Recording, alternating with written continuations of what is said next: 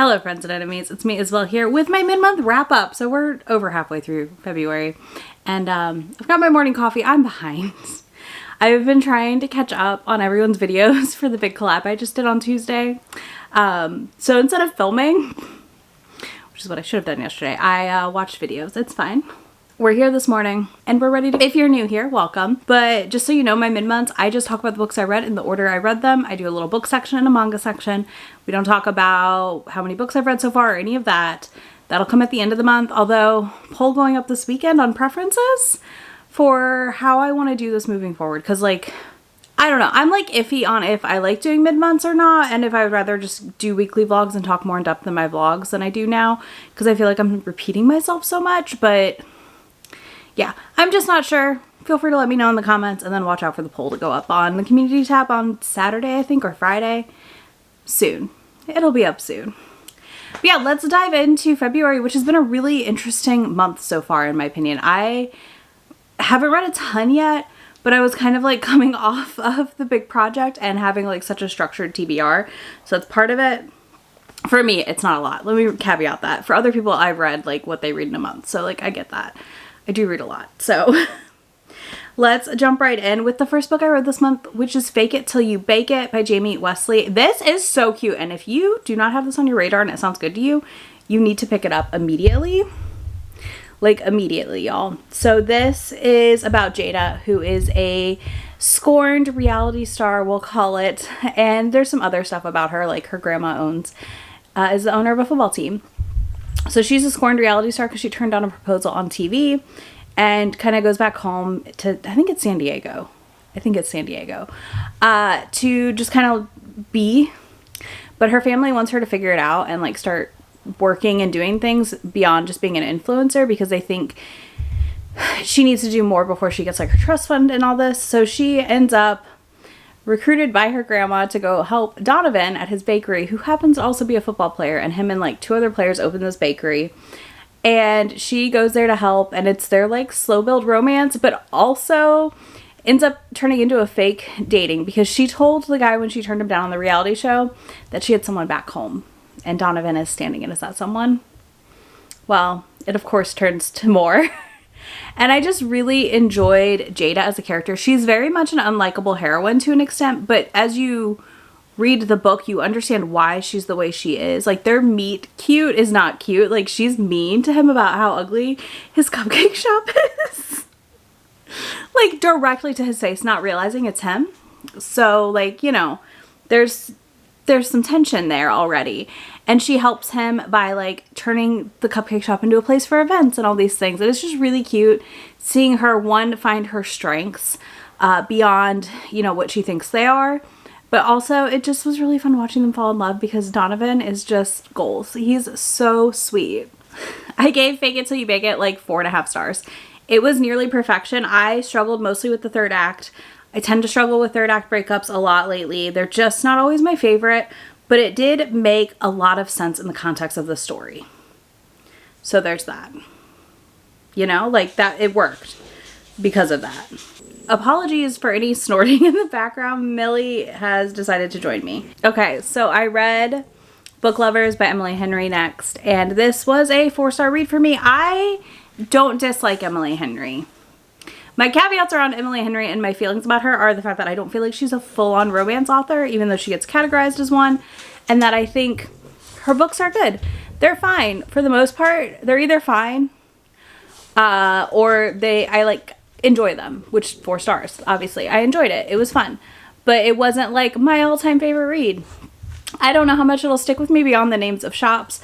This follows Nora, who is a agent in publishing in New York City, and her sister.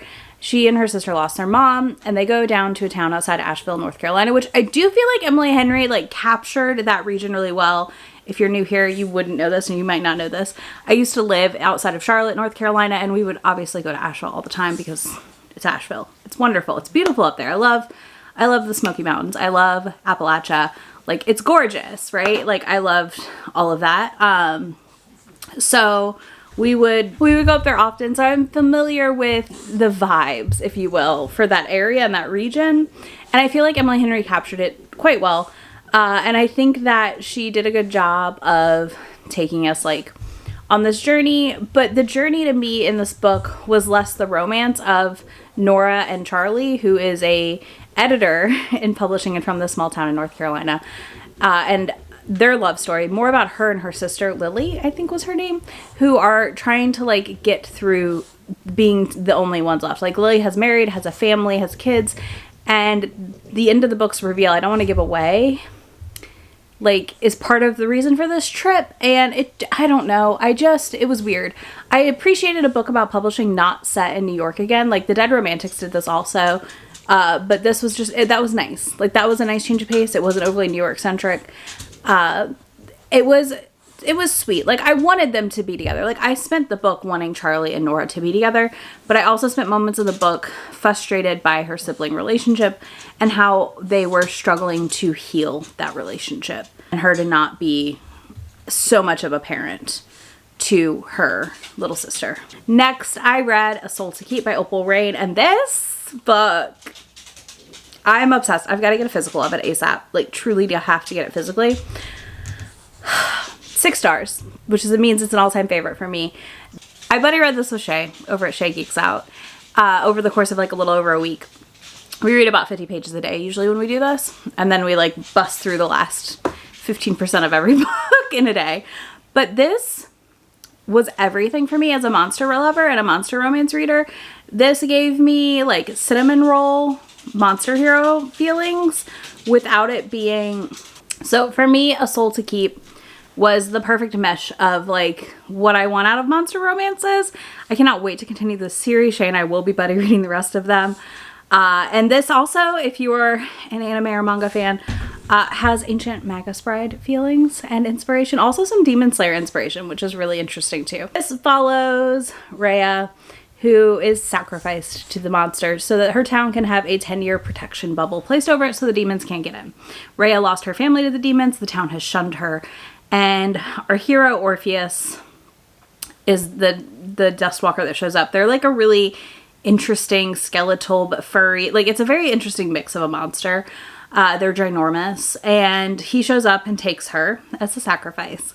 And we follow their journey of like learning to communicate with each other and to understand each other and each other's needs. We also learn a lot about the first human he had for an extended period of time. That was really great. And we meet the next Dustwalker, which is book 2 in this one, which was also delightful because I can't wait to see how he becomes more human over time and how that works out. If you're a monster romance fan and you haven't read this, I feel like I didn't avoid it. Like, I saw it everywhere and I was like, yeah, I'll get to it.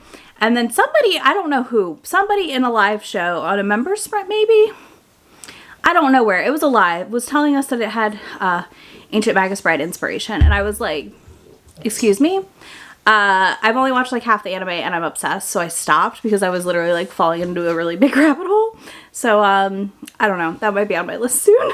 It's been such a good reading month. I finally read Real by Kennedy Ryan. There's a whole live podcast episode. You can watch it or listen over on Chapter 3 Podcast. Bethany and I co-host this podcast together.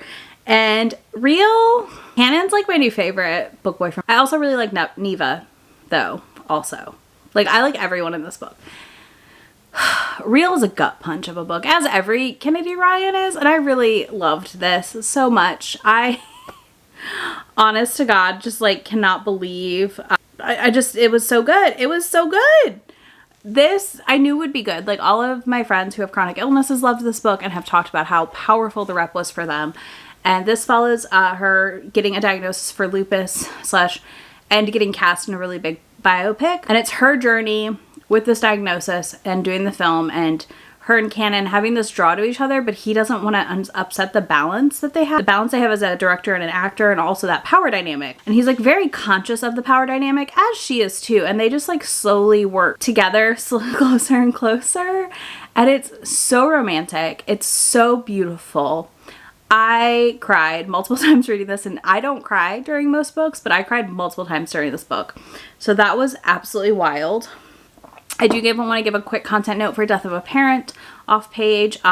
Lupus, obviously chronic illness stuff, and also like hair loss and just going through chronic illness treatment. There's also a secondary plot in this of a family torn apart by cheating previously. And I think the way Kennedy Ryan intermingled the plot with the romance, that secondary plot with the romance, worked really, really well for me. And I think part of that is just like, it's something that would be very easy to mess up. And she didn't. So I'm thrilled that I finally read this, and I've got to decide what Kennedy Ryan I want to pick up again this year. I try to read like 1 or 2 a year. For me emotionally, it's too much. I get like way too depressed afterwards for a minute. Like, I mean, I'm happy too. They make me so sad. It's just one of those things. So like, I don't read a ton of them every year, but I do want to try to read more of them so I can slowly get caught up on her backlist. So if you have one you think I should read, I've read this, Long Shot, and I read the prequel to Grip, and I need to actually read Grip, like that whole series. Let me know in the comments. Anyways, loved this, 6-star favorite, highly recommend. Oh, also the sex in this was fan-fucking-tastic. Next, I read Lost in the Moment and Found by Shauna McGuire, another 5-star read, another amazing addition to the Wayward Children series. Shauna gives wonderful content notes on this, and I do want to make sure people are aware of them. So it is like grooming and mental abuse, death of a parent on page. It's a lot. This one also made me cry. Maybe I'm just in a spot right now where I'm crying during books and I don't know why. But yeah, so this one for me was really, really good. I continue to love the series. I'm excited every single year a new one comes out, and I always pick it up within a month or so of it coming out. This was a wonderful audiobook. I loved how it wrapped up and how it worked. I loved the concept of this world. And yeah, I got nothing else to say. I feel like this is talked about everywhere. So, you know, if you like them, you like them. And if you don't, you don't. But this for me was another fantastic addition to the series. Then I read Something from My Shelves, which I actually need to put back on my shelves the right way. Okay, so I finished a short stories collection that I've been reading for like over a month. I'm really, really bad at reading short story collections, so they do tend to take me a long time. But that is From a Certain Point of View. This is the massive first 40th anniversary Star Wars collection, and I'm a big Star Wars nerd, so for me this was great. I gave it 4 stars. I don't know that I have one that particularly was a favorite, but none of them were like bad either. Highly recommend picking this one up on audio if you do audiobooks, because they do have like the sound effects and stuff, which was really fun in my opinion. It was also really fun seeing people that I'm not used to seeing writing short stories and stuff. Like they usually just write graphic novels, let's say, or other things. So that was really fun, and also seeing like some of my favorite comics writers writing just prose. I love that. But this was a blast. It follows the plot of the movie, and each of these stories insert into the timeline of the movie. So that's fantastic. And I just think this is really fun. I cannot wait to read the Empire Strikes Back one. I'm getting it from the library soon. All right. And last but not least, the book I finished the closest to the middle of the month is Cupid's Peak by Lee Jacquot. This is the 7th book in the Holly Knights series. I am obsessed with this series. These are great tropey novellas. They execute well on the tropes is the thing. Like, I don't feel like they're just a trope, but like they execute on that trope, if that makes sense. So they're more than like a Jessica Cain or something would be. And they have fantastic sex. This one follows a girl, Mia and Eli, who were like friends in high school. Parted ways. She was his tutor. They're in the same grade. And they parted ways. He became like a professional hockey player. She's always had a crush on him. He also has always had a crush on her, but they never acted on it in high school. So we come back like 10 years later and it's her blind date for Valentine's Day. He's also into voyeurism, but like that borderline of like getting caught and not getting caught, not like full public sex. And this book is hot. Let me tell you, this book was hot. I was just like this at some points during this book because it was super hot. So this was really well done. This was a 5-star addition to the series for me. This was another just great novella. If you want a voyeurism, you know, second chance romance, this is it. They end up at the top of a ski lodge and snowed in, basically, and they get like the honeymoon suite, and there's just chock full of banging, chock full of like good times, tension, like just, it was great.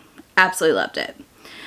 Okay, let's talk about the manga I read this month so far. So this is going to skyrocket significantly in the next like week or so because I'm reading at least 1 to 2 volumes a day. So there's that. I am a part of a group doing a read along for Yona of the Dawn. So every 5 volumes we're doing a live show. So we just had our live show for volumes 1 through 5, which means I just read them. And we are going to read 6 through 10, and we'll do a live for that probably in March. If you don't know, Yona of the Dawn is one of my favorites. This follows a girl who loses her father. She sees him be murdered by her cousin, and goes on the run with her bodyguard. And it turns out she is the reincarnation of the Dragon King and goes around gathering her dragons. And it's fan-fucking-tastic. There's so much that happens in the first 5 volumes. I would say if you read 3 volumes of Yona and don't love it, you could let it go. But I would try at least 3. She grows so much between volume 1 and volume 3. I think it's hard to make a good gauge on liking the series with 3. But these are all 6 stars. These were wonderful rereads. I was thrilled to read them again. Then I read Outbride Volume 3, one of my all-time favorite right now, spicy mangas. Y'all, 7 Seas just dropped more too, so I'm through the roof excited. But this is Volume 3, so Volume 3 continues our plotline about our girl who was kind of like put to sleep in a capsule thing and then woken up in the future, and she has to save the planet with these gods and like powerful beings and leaders. So it's kind of it is a wide shoes romance situation. This one is not going to be for everyone, but I have absolutely loved it. It is one of my favorites. It's definitely the most on the edge of like questionableness. So this follows our girl. She ends up this volume, I don't want to give too much away because a lot happens in this volume, but in the first volume we learn like she has to intake fluids from the men to survive because of a thing in the air. So we're just kind of following that journey, and she's slowly figuring more and more out. In volume 3 I feel like we had a lot figured out. We also had a great reveal at the end, and I'm really curious for volume 4, but we have to wait until this summer, and I'm a little sad about it, I'm not gonna lie. I also read my other new favorite, which is Yakuza Fiancé Volume 2. Okay, listen, this is technically seinen, which means it's like marketed to older men, but I do not think that's who's reading this. This is 100% a josei, in my opinion. Like, it should have been a josei, but it's selling better. Demographics are a whole marketing thing, and it's dumb. But this, for anyone who likes Something's Wrong With Us, but wishes it was darker and more twisted, Yakuza Fiancé is what you need to be reading. You need to be picking this up. I'm obsessed. I understand the art's not going to be for everyone, but I think if you can get used to it, you'll enjoy it. This follows a girl who's from Osaka. She's sent to Tokyo. Her grandpa is a leader in the Yakuza. And he sends her off to get married to the son of another Yakuza leader. And because of that, she finds out he's kind of a psychopath. Sociopath? Something. He's wild, y'all. So she at first is like, I'm not gonna play your games and like whatever, and then starts to play his games, and he's like, I'm in love with you. So this is very much like, not quite two bad people love each other, but a little bit of that. It is a mind fuck. That's all I got. It is a mind fuck of a book, and I am so happy I have it as Something's Wrong With Us wraps up, because it is going to be the perfect fill-in for that series for me. Okay, so the last manga I read is The Apothecary Diaries, one of my favorites. Very quickly, even 3 volumes in, I love it so much. This is following Mao, who is kidnapped and sold to the inner court. They find out that she has the knowledge of apothecary, so she ends up getting into with the courtesans to help cure a poison going around. That's volume 1. Volume 2 continues this journey, and so does 3. And I've got to say, the love interest in this is amazing. How that's like playing out has been so funny to watch, because he's very like hesitant about it. She is too. There's just a lot going on. And then the next like 2 volumes just like continue to show her story and where she's headed. She also like loves the taste of certain foods that are poisoned, which is really funny because she's a taste tester for poisoned foods. She's learning the workings of the inner palace and the courtesan stuff, while also just like figuring a lot out. So it's so good. If you want a historical kind of magic feeling book, it's not magic though, like really, this is it. This is so good. And I will link to the teaser trailer down below. The anime looks gorgeous. Gorgeous. Okay, so what am I currently reading? Let's go look on Goodreads, because I have no idea. Okay, I'm reading Sugar Sugar by Lady Mary. This was because of Heather over at BookTubes. She mentioned this being really good. It is a Valentine's Day themed novella. It's 67 pages. I started it last night after I finished Cupid's Peak. Didn't finish it, so I'm gonna finish it. Gonna finish it today. This is a sugar baby, older man novella. I'm excited. It sounds really cute. I really liked what I read of it so far. Curious to see what I think. The other thing I'm reading is I'm picking up a bunch of volume 1s of my manga right now, and I'm also I'm also listening to Witchful Thinking by Celeste Martin. This is an arc I got earlier. It was last year it came out. Anyways, this is a witch and a merman romance, so I'm listening to that, and I will let y'all know what I think of it in my end of month wrap up. That is everything I'm reading so far. Let me know if you've read any favorites this month so far or anything that stood out to you. And if you don't want to do that, you can leave me a wind emoji, because y'all, the whole time I'm filming beyond the tippy taps of Millie's feet, I'll show y'all her in a minute. The tippy taps of her feet is the wind howling outside. We're in a tornado watches today, this afternoon, so I'm just like, this tracks, this wind level tracks. Yeah. So I will be back in just a few days with my next video. I hope y'all enjoyed. I'll talk to you soon. Bye. Already packing, come with me. I'm not really asking. We'll get away to a place where we don't know. About to see the world in action, what we can be. Life with no distractions, we'll get away. This is what we waited